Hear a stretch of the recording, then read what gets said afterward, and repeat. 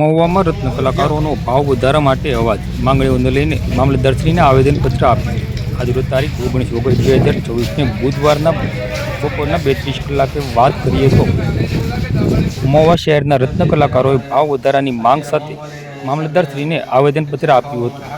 રત્ન કલાકારો દ્વારા લાંબા સમયથી ચાલી રહેલી તેમની વિવિધ માંગણીઓને લઈને રજૂઆત કરવામાં આવી હતી. ખાસ કરીને રત્ન કામના ભાવ વધારો કરવામાં આવે તેવી માંગ સાથે સંબંધિત સત્તાધીશોને આવેદનપત્ર પાઠવવામાં આવ્યું હતું. રત્ન કલાકારોએ જણાવ્યું હતું કે હાલના ભાવમાં કામ કરવું મુશ્કેલ બની રહ્યું છે, ત્યારે કામના ભાવમાં યોગ્ય વધારો કરવામાં આવે તેવી જરૂરિયાત છે. આ અંગે રત્ન કલાકારો દ્વારા યોગ્ય નિર્ણય લેવામાં આવે અને તેમની માંગણીઓનો વહેલી તકે ઉકેલ લાવવામાં આવે તેવી માંગ કરવામાં આવી છે. હવે રત્ન કલાકારોની રજૂઆતને લઈને સત્તાધીશો અને વેપારી દ્વારા શું નિર્ણય લેવામાં આવે છે તેના પર સૌની નજર રહેશે.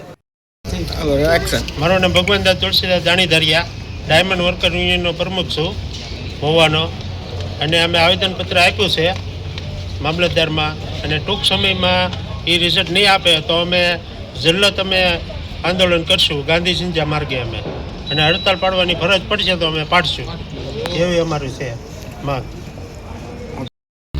હું લાલો બારિયા, ગામ મહુવા, ડાયમંડ નગરમાં કામે બેહું છું ને અત્યારે અમે મામલતદારને આવેદનપત્ર આપવા આવ્યા છીએ ને અમારી માંગ એ છે કે જલ્દીથી વહેલી તકે અમારે હીરામાં ભાવ વધે. આ મોંઘવારી પ્રમાણે અત્યારે અમારે પૂરું થતું નથી અને હીરાનો ભાવ 5.5 છે, તો એની અત્યારે મોંઘવારી એટલી વધતી જાય છે. તો અમારી માંગ એ છે કે જલ્દીથી હીરામાં અમારે પણ ભાવ વધે એવી અમારી માંગ છે ને મામલતદારને અમે આવેદનપત્ર આપ્યું છે. લાલભાઈ, આ માંગ નહીં વધવામાં આવે તમે શું આગળ કાર્યવાહી કરશો? આગળ કાર્યવાહી એ કરશો, ટૂંક સમયની અંદર જો ભાવ નહીં વધે તો અમે હડતાલ પાડીશું. અમે તૈયાર છીએ.